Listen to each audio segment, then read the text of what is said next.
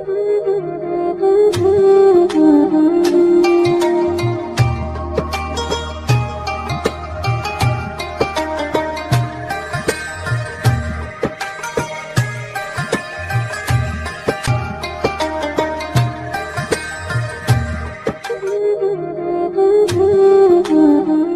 کے حوالے سے ایک بات کر لوں. یہ 10 محرم کا روزہ, رسول اللہ صلی اللہ علیہ وسلم نے ارشاد فرمایا کہ عاشورہ کا روزہ مجھے اللہ کی رحمت سے امید ہے کہ 1 سال کے گناہوں کا کفارہ ہے.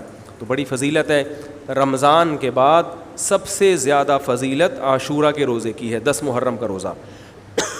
سمجھ رہے ہیں؟ محرم میں ہمیں شریعت نے کیا کرنے کا حکم دیا ہے, اسلام کیا کہتا ہے؟ پہلی بات, اسلام یہ کہتا ہے کہ محرم میں روزے رکھنا دوسرے مہینوں کی نسبت زیادہ ثواب ہے. رمضان کے بعد تو زیادہ سے زیادہ روزے رکھیں, اور اسپیشلی 10 محرم کا روزہ 1 سال کے گناہوں کا کفارہ ہے, یہ اور زیادہ ثواب ہے. پورے محرم نہیں رکھے جاتے تو کیا کرنا ہے, 10 محرم کا رکھنا ہے. حدیث میں آتا ہے کہ آپ نے حکم دیا 2 روزے ملا کے رکھو, کیونکہ یہودی جو تھے وہ 1 روزہ رکھتے تھے, صحیح ہے نا. تو یہودیوں سے مشابہت سے بچنے کے لیے ہمیں حکم دیا کہ اس کے ساتھ 1 اور روزہ ملائیں. تو علماء یہ کہتے ہیں کہ آج کل یہودی 10 محرم کا روزہ نہیں رکھتے, تو اب مشابہت ختم ہو گئی ہے. تو اگر کوئی 9, 10 یا 10, 11 کا رکھ لے تو اچھی بات ہے, نہیں تو صرف 10 محرم کا بھی رکھ لے تو بھی انشاءاللہ پورا ثواب ملے گا, کیونکہ اب اس میں مشابہت رہی نہیں ہے. سمجھ رہے ہیں کہ نہیں سمجھ رہے؟ یہ کرنے کا کام ہے. دوسرا کام, محرم میں گناہ دوسرے مہینوں کی نسبت زیادہ, اس کی قباحت زیادہ بڑھ جاتی ہے, کیونکہ 4 مہینے محترم ہیں, شوال, ذی قعدہ, ذی الحجہ, محرم اور رجب. یہ 4 مہینے جو ہیں اسلام میں اشہر حرم کہلاتے ہیں. قرآن کہہ رہا ہے فلا تظلموا فیہن انفسکم, ان میں اپنی جانوں پہ ظلم مت کرو. یہ ماتم کرنا بھی تو ظلم ہے نا اپنی جان پہ. تو اللہ نے فرمایا ان 4 مہینوں میں اپنی جان پہ ظلم مت کرو. کسی بھی طرح سے ظلم ہو, جسمانی ظلم ہو, روحانی ظلم ہو. جسمانی ظلم ماتم کر کے بھی ہو سکتا ہے, اور انگاروں پہ چل کے بھی ہو سکتا ہے, اپنے آپ کو پیٹ کے بھی ہو سکتا ہے. روحانی ظلم کیا ہے؟ گناہ کر کا. تو نہ گناہ کرنے کی اجازت, نہ کسی اور طرح سے. عام مہینوں میں بھی ظلم کی اجازت نہیں ہے, نہ اپنے اوپر اور نہ کسی اور پر. تو ان 4 مہینوں میں ظلم کی نوعیت بڑھ جاتی ہے. سمجھ رہے ہیں؟ یہ ایک محرم کی فضیلت ہے اسلام میں. اور تیسری فضیلت جو محرم کی, جو بعض روایات سے ثابت ہے, یعنی جو فضیلت تو نہیں کہیں گے اس کو, جو محرم میں کرنے کا کام ہے, وہ بعض حدیث میں آتا ہے کہ آپ صلی اللہ علیہ وسلم نے ارشاد فرمایا کہ عاشورہ کے دن اپنے اہل و عیال پر دسترخوان کو وسعت دو, اس سے رزق میں برکت ہوتی ہے. لیکن یہ جو حدیث ہے یہ ضعیف ہے, سند کے لحاظ سے پاورفل اور مضبوط نہیں ہے. بعض علماء نے کہا کہ اس کثرت طرق کی وجہ سے حسن کے درجے کو پہنچ گئی ہے. ہمارے ہی بعض اکابر علماء کی رائے ہے, علماء جو بر صغیر کے علماء, بڑے بڑے علماء ہیں, میں نام نہیں ذکر کرتا لیکن بہت بڑی اپر لیول کے علماء ہیں, ان کی رائے یہ ہے کہ یہ ضعیف, اتنی ضعیف نہیں ہے کہ بالکل ہی مسترد کر دی جائے, ٹھیک ہے نا, اور تعدد طرق کی وجہ سے درجہ حسن کو پہنچ گئی ہے. علامہ ابن تیمیہ رحمہ اللہ تعالی, جن کو سعودی عرب میں بہت فالو کیا جاتا ہے, ان کی رائے اور سلفی علماء کی رائے, جو سعودی عرب کے العثیمین, بن باز وغیرہ تھے, ان کی رائے یہ کہ یہ حدیث بالکل صحیح نہیں ہے, اور اس کی کوئی حیثیت نہیں ہے کہ دسترخوان کو وسیع کیا جائے اور عاشورہ کے دن کھانا کھلایا جائے. سمجھ رہے کہ نہیں سمجھ رہے؟ لیکن جو دوسری طرف معتدل علماء, معتدل سے مراد میں ان کو برا نہیں کہہ رہا, لیکن وہ انہوں نے حدیث کی جو, اب اگر آپ سندوں کی تحقیق کریں گے تو اس کو بالکل من گھڑت قرار دینا درست نہیں ہے. اگر سندوں کی تحقیق کریں گے تو ایسا معلوم ہوتا ہے کہ علامہ ابن تیمیہ رحمہ اللہ تعالی, جو ہمارے لیے قابل احترام ہے, انہوں نے اس حدیث کو رد کرنے میں تھوڑا مبالغہ سے کام لیا, غلو کیا ہے. ایسا نہیں ہے کہ بالکل ہی اس کی کوئی ویلیو نہیں ہے. تو ضعیف روایتیں ہیں لیکن کثرت طرق کی وجہ سے درجہ حسن کو پہنچ گئی ہیں.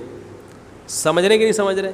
اس وجہ سے بعض علماء کی رائے, بلکہ جمہور کی رائے یہی ہے کہ محرم میں اگر کوئی اپنے بچوں کو جمع کر کے اچھا کھانا کھلا دیتا ہے 10 محرم کو, اور یہ حلیم شاید یہیں سے نکلا ہے, میں شاید یہیں سے نکلا کہ یوں تو وہ اچھا کھانا ہو جائے گا, تو وہ کہتے ہیں کوئی حرج نہیں ہے.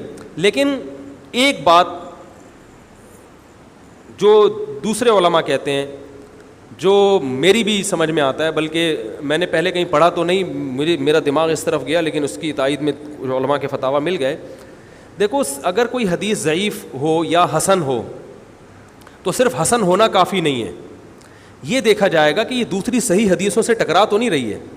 یہ بھی ایک فقہ کا اصول ہے کہ اگر ایک کمزور چیز ہے لیکن وہ طاقتور دلیل سے ٹکرا رہی ہے تو پھر اس کمزور چیز کو بالکل رد کیا جائے گا. تو عاشورہ کے دن روزہ رکھنے کا حکم ہے, یہ بالکل بخاری مسلم کی صحیح حدیث سے ثابت ہے. اور جو کھانا کھلانے والی روایت ہے وہ اس ٹکر کی نہیں, اس کو تو ابن تیمیہ جیسے محقق نے بالکل ہی کالعدم قرار دے دیا, بعض عرب علماء نے بھی بالکل کالعدم قرار دے دیا, اگرچہ ہماری رائے ہے کہ بالکل کالعدم نہیں ہے, لیکن بہرحال اس میں محدثین کا بڑا اختلاف ہوا ہے.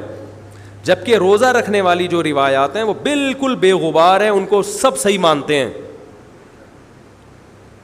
تو کھانا کھلانا اور روزہ جمع بولو بھائی نہیں ہو سکتا, اس لیے کہ اگر وہ روزے کا دن ہے تو کھانے کا دن نہیں ہے, کھانے کا دن ہے تو روزے کا نہیں.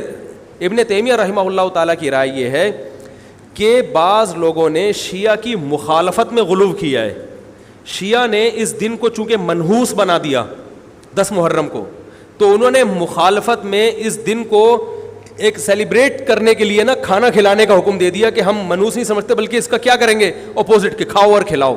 تو انہوں نے کہا یہ بھی غلو ہوا ہے. دوسری طرف بھائی منحوس نہیں ہے, مبارک ہے ہماری نظر میں, لیکن اتنا مبارک کہ اس میں کھانا کھلانا اور یعنی عید والا عنصر کھانا کھلانا تو عید کے دن ہوتا ہے نا, تو عید نہیں ہے بہرحال. تو یہ بھی بڑی جاندار بات, اگرچہ یہ عقلی دلیل ہے مگر یہ ایسی نہیں ہے کہ بالکل اس کو کالعدم قرار دے دیا جائے. تو اب علماء نے دونوں حدیثوں کو تطبیق کی کوشش کی علماء نے کہ بھئی کھانا بھی کھلاؤ اور روزہ بھی رکھو, افطاری میں کھلا دو, سحری اور افطاری میں.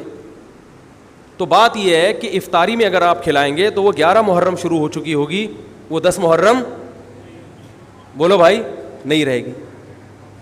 دوسرا سحری میں جو کھلانے کا مسئلہ ہے نا, سحری میں تو سحری میں جب ہم کوئی کہتے ہیں نا فلاں دن یہ کام کرنا ہے فلاں دن, تو اس سے لغت میں جو ذہن میں متبادر ہوتا ہے نا وہ دن کا وقت ہے, وہ 3:30 پونے 4 کا وقت نہیں ہوتا.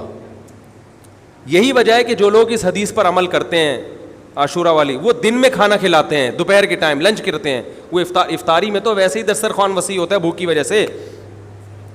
ارے بابا وہ تو ویسے ہی بچوں کو جب روزہ رکھا ہوا ہے تو اچھا کھلاؤ, سحری اچھی کراؤ, اور افطاری وہ تو ویسے ہی بھوک کی وجہ سے رمضان میں دیکھو نا کیسے کھلے دسترخوان ہوتے ہیں.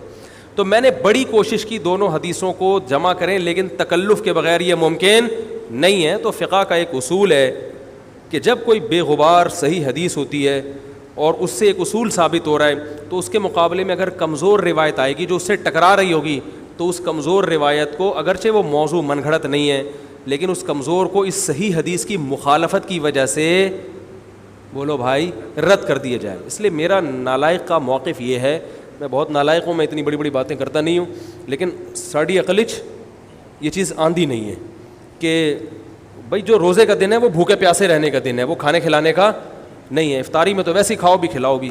تو اور اس کا نقصان یہ بھی ہوتا ہے کہ لوگوں نے اس کھانا کھلانے کے چکر میں روزے چھوڑ دیے ہیں. سمجھ رہے ہیں, جب حلیم پکے گا تو کون روزہ رکھے گا بھائی, ساری رات گھوٹا لگے گا حلیم کا کہ کل دسترخوان وسیع کرنا ہے, تو پھر روزہ گیا, وہ تو تیل لینے گیا, روزہ کون رکھے گا روزہ. تو وہ حدیث صحیح حدیث کی بالکل اس میں ٹائٹ قسم کی مخالفت ہو رہی ہے, ٹھیک ہے نا. تو نالائق کی رائے, پھر بھی اگر کوئی دوسرے علماء کی رائے کو فالو کرتا ہے تو وہ کھائے بھی کھلائے بھی. میں کہتا ہوں جو مضبوط چیز ہے اس کو لینا چاہیے, جو کمزور چیز ہے اس کو چھوڑ دینا چاہیے. ہمارے حضرت مفتی رشید احمد صاحب رحمہ اللہ ایک بات کہتے تھے کہ جہاں کھانا کھلانے کی حدیث آئے گی نا وہاں مسلمان اس کو لے ہی لے گا. کھانے پینے کی جہاں بات آئے گی مسلمان کیا کرتا ہے, وہ کہتا ہے بھائی یہ صحیح ہے, یہ بالکل صحیح حدیث ہے, ٹھیک ہے نا. وہ کیا کرتا ہے, جن علماء کی تحقیق ہے وہ تو تحقیق سے کہہ رہے ہیں, لیکن عام پبلک کی عادت یہ ہوتی ہے کہ فتویٰ بھی اسی کا فالو کریں گے جہاں کھلانے کا تذکرہ آ رہا ہو. تو اب ہمارے کہتے ہیں جہاں کھانا کھلانے کی بات آئی مسلمان کہتا ہے بس یہ بالکل صحیح بخاری کی طرز پر ہی, بخاری کی شرط پر یہ حدیث. تو بھائی بھوکا رہنا عبادت ہے, بھوکا رہنا سنت ہے. بچوں کو تو ویسے ہی کھلاؤ, عاشورہ ہو یا نہیں ہو, اور سحری افطاری کرا دو, اچھی سی روزہ رکھواؤ. اور جو بالکل چھوٹے بچے ہیں وہ تو ویسے ہی کھاتے ہیں. تو اس لیے, اور پھر اس کا نقصان کیا ہو رہا ہے, حلیم کے گھوٹے لگ رہے ہیں پوری پوری رات بیٹھ کے, اس کے الگ نقصانات ہیں, سبیلیں لگ رہی ہیں. حضرت حسین رضی اللہ تعالیٰ عنہ تو کربلا میں شدید گرمی میں بھوکے اور پیاسے اپنی جان دیتے ہیں, اور یہاں ہم کیا کر رہے ہیں, کھانا کھا رہے ہیں, دیگیں پکا رہے ہیں, شربت پی رہے ہیں. تو یہ بات عقل میں آنے والی نہیں ہے. تو عاشورہ کے دن کی مناسبت سے روزہ ہی ہے, وہ روزہ رکھنے کا دن ہے. اللہ تعالیٰ عمل کی توفیق عطا فرمائے. وما علینا الا البلاغ.